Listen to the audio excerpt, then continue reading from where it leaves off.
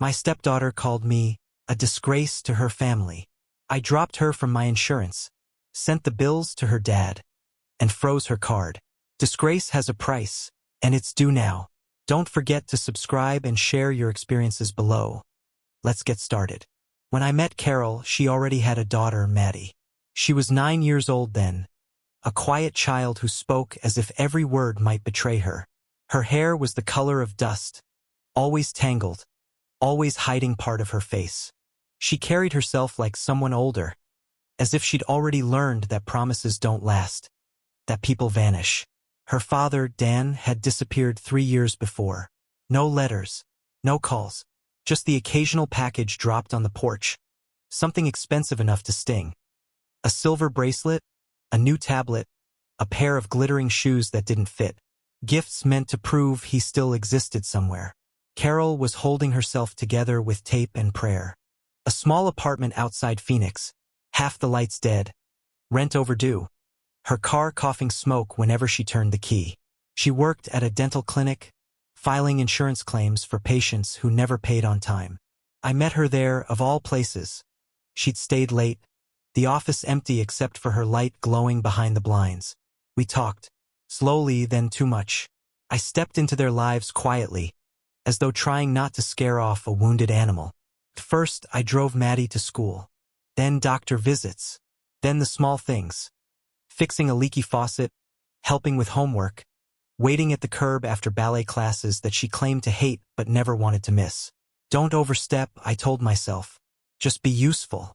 When Carol and I married, it felt like we were building something honest. Not perfect, but real.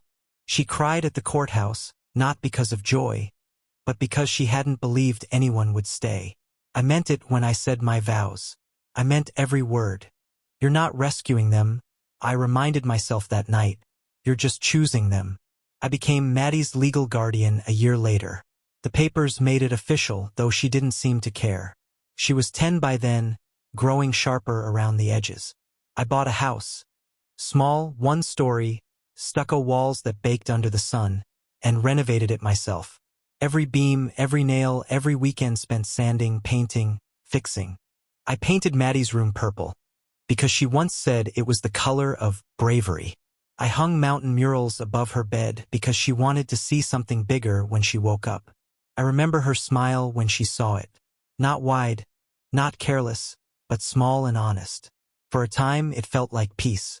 I came home to laughter, Carol cooking dinner, Maddie humming to the radio, the smell of garlic and sun-dried tomatoes. I'd stand at the doorway and think, this is what rebuilding looks like. There were nights when Maddie fell asleep on the couch beside me while a movie played, her head heavy against my arm. I turned down the volume, afraid to move, afraid to break that fragile acceptance. She'd murmur sometimes, "Dad," half asleep, uncertain. That word landed like grace. I never corrected her. I just whispered back, "Yeah, honey," and let her drift away. But peace never lasts. It's a rented thing. Dan came back. At first, it seemed harmless. A phone call every few weeks, short, polite. He asked about school, about birthdays. I told myself it was healthy. Every child needs both parents, Carol said. I agreed, though something inside me tightened. Then he started visiting. Small at first, an afternoon here, a Sunday there. He'd pick her up in a truck that shined too much for a man who didn't pay child support. They'd come back with shopping bags and stories. He took her to the zoo, to the fair, to places I couldn't compete with because mine were built from ordinary days. He gave her flash, not consistency, and flash wins with children. Maddie changed. Slowly at first, new clothes, new words, a new way of looking at me. Her voice gained that brittle edge teenagers get when they realize they can wound you and you won't strike back. She started calling me by my first name again. "Ethan, can I go?" "Ethan," he said, "he'll pick me up." The first time she did it, I laughed it off. The second time, I pretended not to notice. By the third, it hollowed me out. Carol said, "She's confused. She's just adjusting." But I knew better. Confusion doesn't come with smirks. It doesn't whisper, "You're not him." I still remember the first open defiance.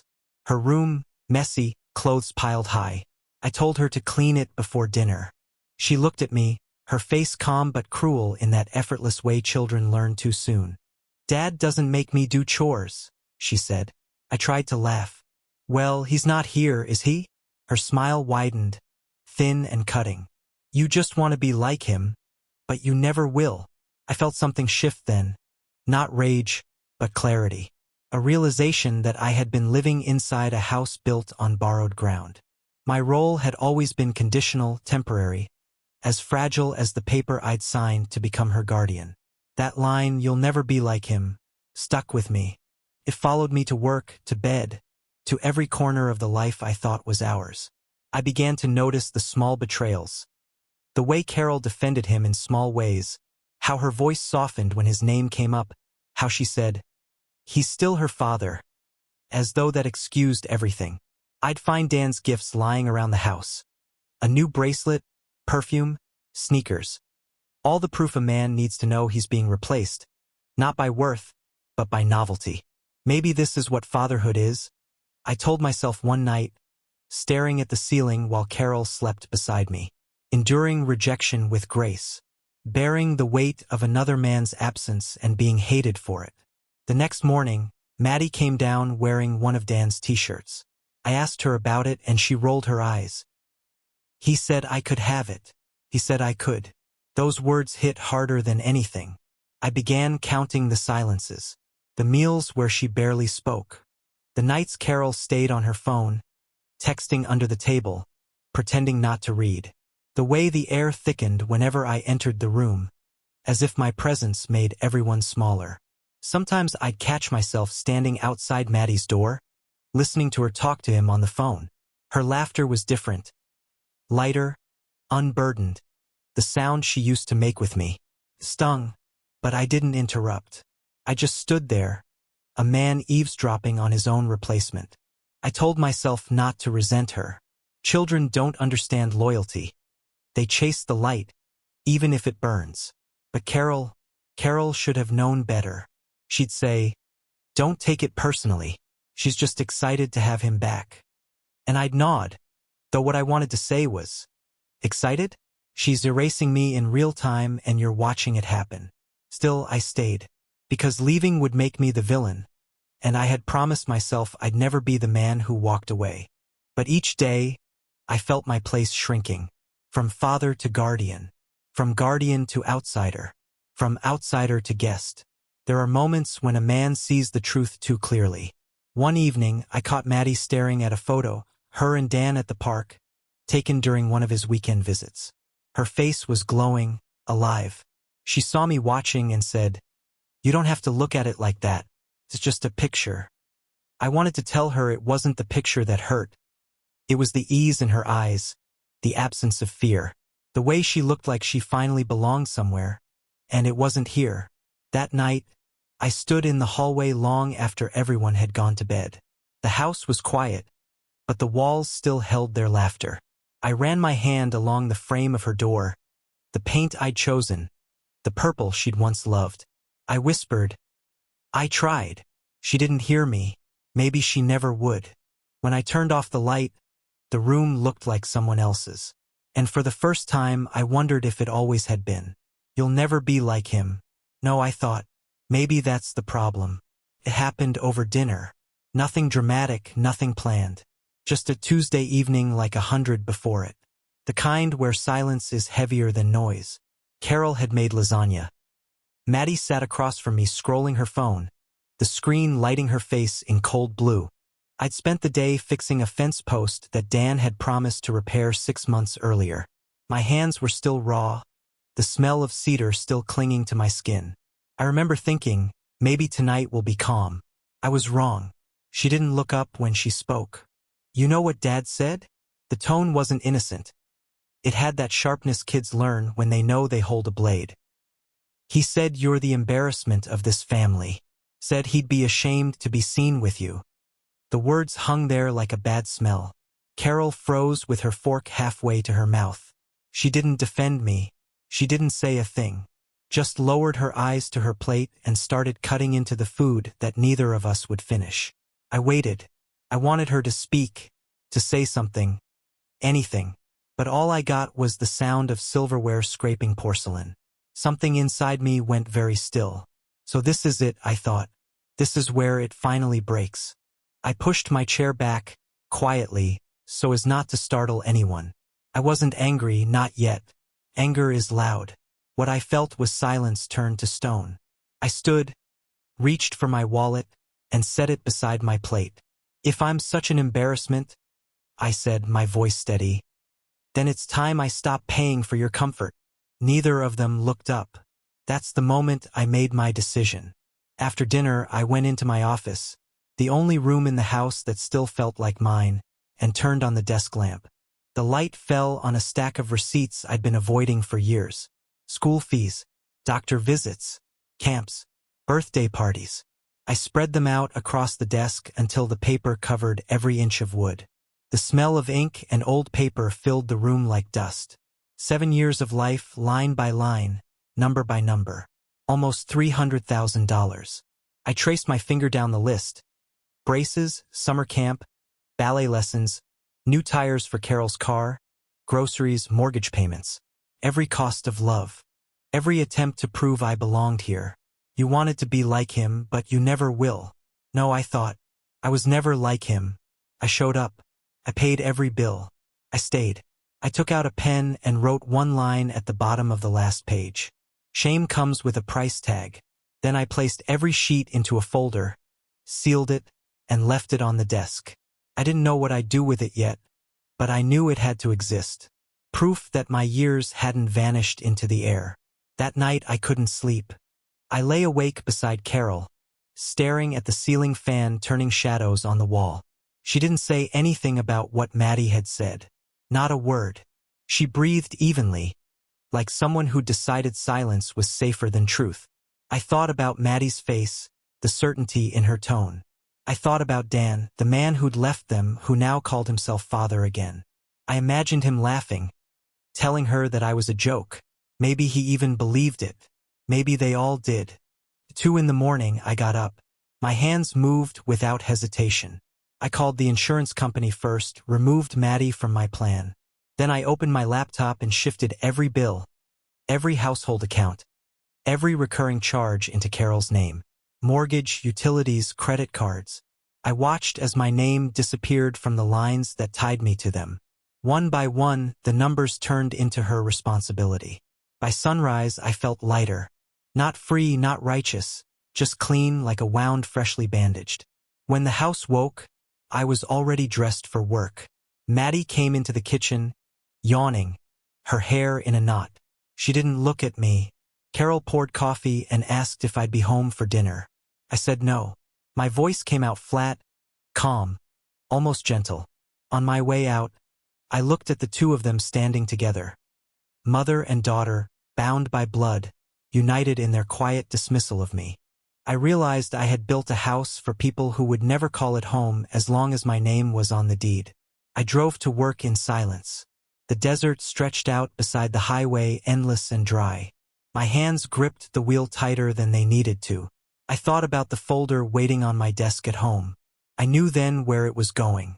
At lunch, I printed a fresh copy. Every page, every figure, every date. The printer hummed like a machine exhaling judgment.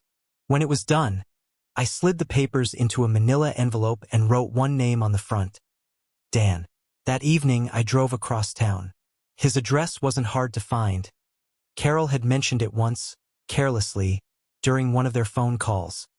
He lived in a subdivision that had seen better days, the kind where the lawns die first and the mailboxes rust before the marriages do. He answered the door in gym shorts and a t-shirt, his hair wet, holding a beer. His face flickered with recognition, then confusion. What the hell are you doing here? I handed him the folder. You wanted to be the real dad?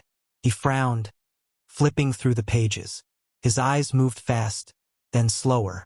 When he reached the total at the bottom, the color drained from his face. That's the real cost of fatherhood, I said. Now it's your turn. I didn't wait for a response. I just turned and walked back to my truck. The evening heat pressed down like a hand on my back. I didn't look back once. 2 days later, Maddie called. Her voice was trembling, not with sadness, but with outrage. "You ruined everything," she said. "You're making Mom cry. You're pathetic." I let her finish. Then I said, "I only removed the man you refused to see as one of you." There was a pause. Then the line went dead. That night I filed for divorce. The house became quiet after that, a kind of silence that felt earned.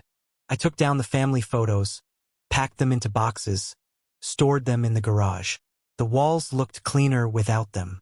Honest, even.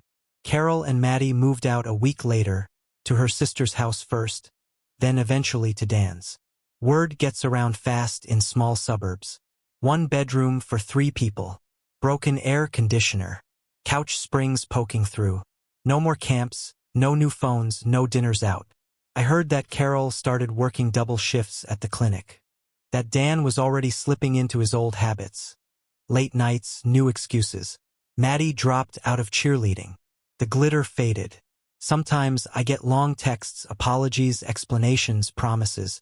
Carol writes about starting fresh, about how Maddie didn't mean what she said. I never answer. Gratitude, I've learned, has an expiration date. Some nights, I still walk past her empty room. The purple walls are faded now, the murals peeling. I leave them there as reminders of effort, of delusion, of how love can turn into labor when it's not returned. I don't hate them. Not really. Hate would mean I still care. What I feel is closer to understanding. Because in the end, everything balanced itself. The bills found their rightful owner. The silence found its rightful place. And I, for the first time in years, found mine. The day I drove to Dan's place, the sky was the color of metal. It hadn't rained in weeks, but the air carried that weight, the kind before a storm that never quite comes. I parked by the curb, turned off the engine, and sat there for a while with the folder on the passenger seat. The numbers inside had become more than paper. They were 7 years of breath turned into proof. Every dollar a heartbeat, every signature a scar. I watched the house. His truck was in the driveway, dust-caked, tires low.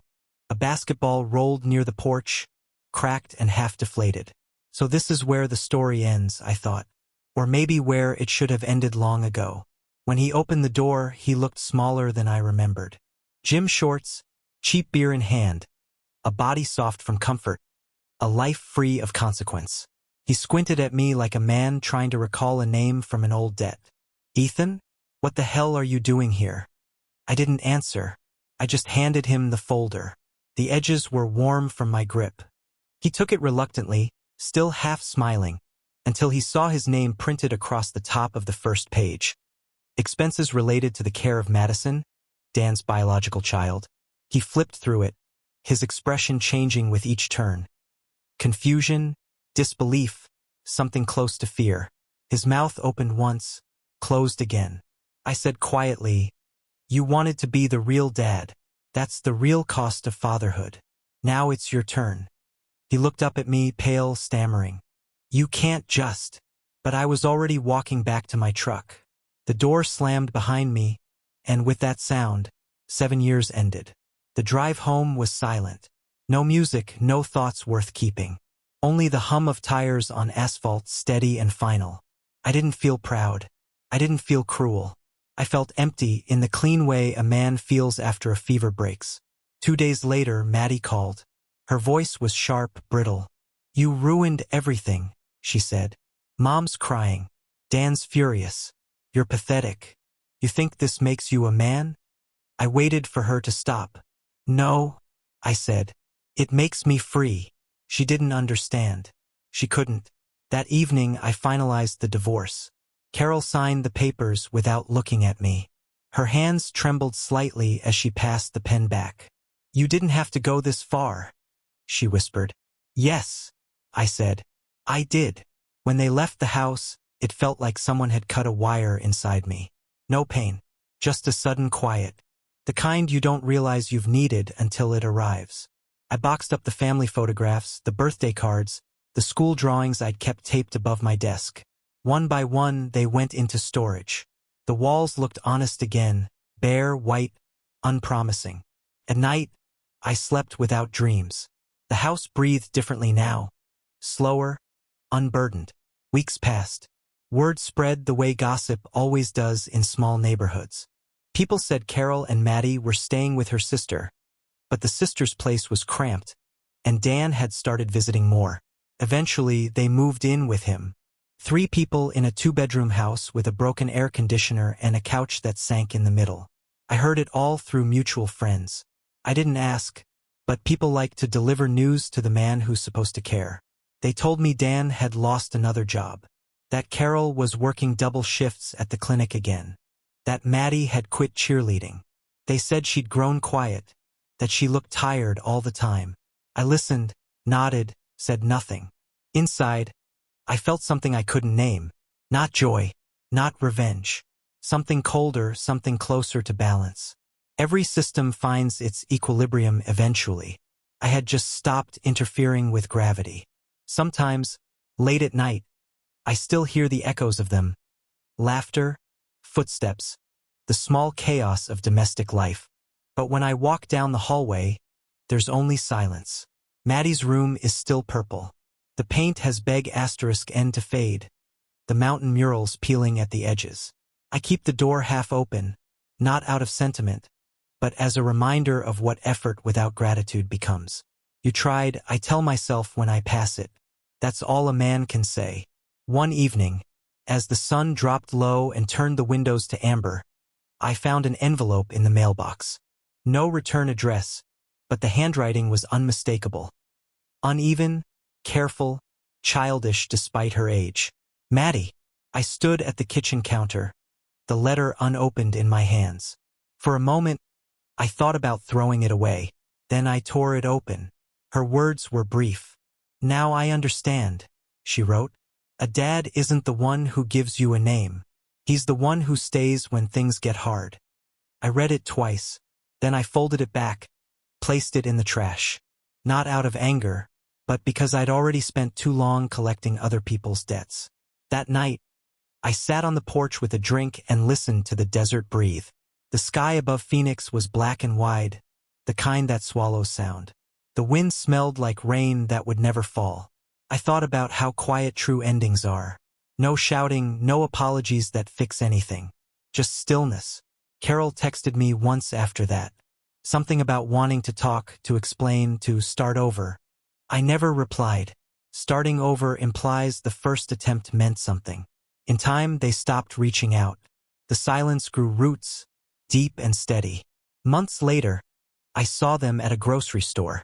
Carol pushing a cart, Maddie beside her. Dan wasn't there. They looked smaller somehow, worn down by the same life I'd once held up for them. Carol kept her eyes on the shelves. Maddie kept hers on the floor. They passed me in the aisle without a word. I watched them go, their reflections fading in the freezer glass. And I thought, shame really does come with a bill. The only difference is now it's finally being paid by the right people. I left the store without buying anything. The sky outside had *N to clear. The air smelled new, as if the world had decided to forgive itself. When I got home, I stood at the doorway, looking into the empty house. The light fell across the bare walls, soft and gold. It didn't look lonely. It looked honest. For the first time in years, I felt no need to explain myself. Not to Carol, not to Maddie, not to anyone. Some debts are never repaid in money. They're paid in understanding, in the quiet acceptance that comes when illusion finally dies. I had given them everything a man could give: time, labor, forgiveness, and all it bought me was clarity. That, I realized, was enough. The silence didn't feel like punishment anymore. It felt earned. It was months before I heard from Maddie again. I'd almost forgotten the sound of her name spoken aloud. Life had grown simple: work, coffee, sleep. The kind of rhythm a man builds when he no longer needs to explain himself. The house had adjusted to its new quiet, the air settling into corners where laughter used to live. I thought that was the end, the clean break. But endings have a habit of sending echoes. The letter came in spring. No return address, just my name written in her careful, uneven hand. I stood at the mailbox longer than I meant to, the paper warm from the sun. For a moment I considered leaving it there, letting the wind or the rain finish what I couldn't. But curiosity is its own kind of cruelty. I carried it inside.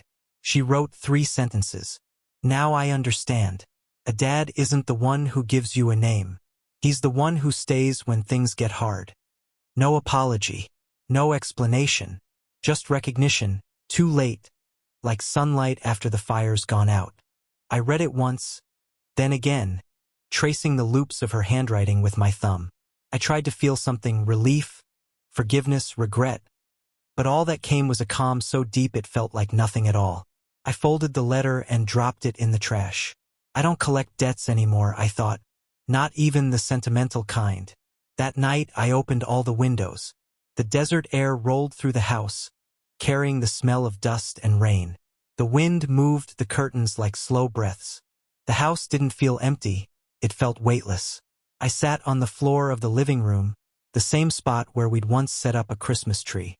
I remembered Maddie's laughter, Carol's quiet smile, the soft glow of the lights. I remembered how proud I'd been. Not because we were happy, but because I'd believed I'd earned it. All illusions are built on effort, I thought. Even love.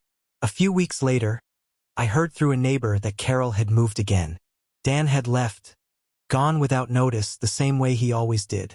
A pattern so predictable it barely counted as betrayal anymore. Carol had found a smaller place, somewhere near Glendale. She'd taken a night job to keep up with bills. Maddie had dropped out of cheerleading, started working part-time at a cafe. The details didn't surprise me. Life always collects its due. Sometimes I see them around town. Once at the grocery store, another time at the gas station. Carol walks slower now. Maddie doesn't meet my eyes. They look like people trying to disappear into the noise of the world. I never speak to them. I just nod, not in greeting but in acknowledgement. A silent truce between those who have survived each other. People ask me if I regret it. I tell them the truth. Regret is for the uncertain. I'm not uncertain anymore. I met someone new a few months after the divorce finalized. Her name is Lena. She doesn't have children. She doesn't ask about mine. When we sit together in the evenings, she reads while I work in the yard. Sometimes we don't speak for hours. That kind of silence is a gift, the kind you don't recognize until you've been starved of it. She once told me, "You look like a man who's seen the inside of a storm." I smiled and said, "The storm's quieter than you think." She doesn't press for details. I don't offer them. That's our unspoken agreement. The past stays buried as long as it doesn't start knocking. But sometimes, late at night, I wake to the sound of wind scraping the windows, and I think of the purple room. I see the faint glow of the mural I painted, the mountain peaks that still reach toward a ceiling that never stopped leaking. I wonder if the paint has cracked, if the color has dulled to gray. I wonder if Maddie ever walks past it and feels the ghost of my hand in the brushstrokes. I doubt it. Memory fades faster than paint. I don't blame her anymore. Children inherit their mother's silences, their father's absences. She was only following the map she was given. But Carol knew better. She chose not to see the cost. Every silence is a kind of consent. Sometimes I take long drives after work. Just the road, the radio low, the horizon burning red. The desert has a way of stripping you down to truth. There's a freedom in it, a brutal honesty that doesn't care about fairness. Out there, you can scream and no one answers, and maybe that's what peace really is. The right to go unheard. I think about Dan sometimes, though not with anger. He exists somewhere between pity and cautionary tale. A man who kept running from the weight of his own name. In a way, he gave me the clearest lesson of all: that absence, if prolonged long enough, starts to look like choice. One evening, I drove past their old school. The playground was empty, swings creaking in the wind. I parked across the street and sat there for a while, remembering the mornings when I used to wait in that same spot for Maddie to come running out, backpack bouncing, hair flying. She'd wave always, before the door shut. Small rituals of belonging. I stayed until the lights went out inside, until there was nothing left to see but reflection. Then I started the car and drove home. Home. It still feels strange to call it that. A house can be reclaimed, but it remembers what it sheltered. Every room carries a trace, a breath, a laugh, A slammed door. You can repaint the walls, replace the furniture, but the air keeps its ghosts. Sometimes, when the light hits the hallway just right, I see the faint outline of where our family photo once hung. A pale rectangle surrounded by sun-faded paint. I don't cover it. It's proof that something once tried to live here. The irony is simple. They called me an embarrassment, and now they live in the ruins of their own pride.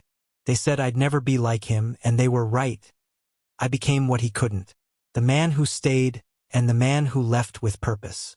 The one who bore the weight until it was his turn to drop it. Still, some nights I catch myself asking the question I thought I'd buried with them. Was I wrong? To withdraw. To stop paying. To teach them through loss what they ignored in comfort. I wait for the answer, but none comes. Maybe that's the point. Some choices aren't about right or wrong, they're about survival. If I'd stayed, I would have become invisible. If I'd kept paying, I would have been their shadow. Leaving wasn't cruelty. It was truth taking shape. Now, when I see Carol and Maddie from a distance, two figures fading into traffic, heads bowed, I don't feel triumph. I feel distance, and that's enough. The debt has been repaid in full. Every tear, every sleepless night, every dollar. Balanced books, closed accounts. And yet, part of me still wonders what Maddie meant in that letter. Whether she wrote it out of understanding, or guilt, or hunger for what she lost. Maybe it doesn't matter. Words don't rebuild what action destroyed. They just float there, gentle, useless, late. I keep living quietly. Mornings are simple. The air smells of coffee and sawdust. I've started building furniture in the garage. Small things, sturdy things. Things that don't leave. Every nail driven straight. Every edge smoothed clean. There's comfort in honest work. In knowing that what you build won't turn its back on you. Sometimes Lena asks what I'm thinking about when I pause mid-swing with the hammer. I tell her, nothing. But what I mean is, everything. Every mistake, every silence, every bill that love forgot to pay. Maybe that's the last irony. That peace feels so much like emptiness, and emptiness feels like home. Tell me then, would you have done differently? Would you have kept paying to be unseen? Or would you, like me, finally let the silence earn its keep?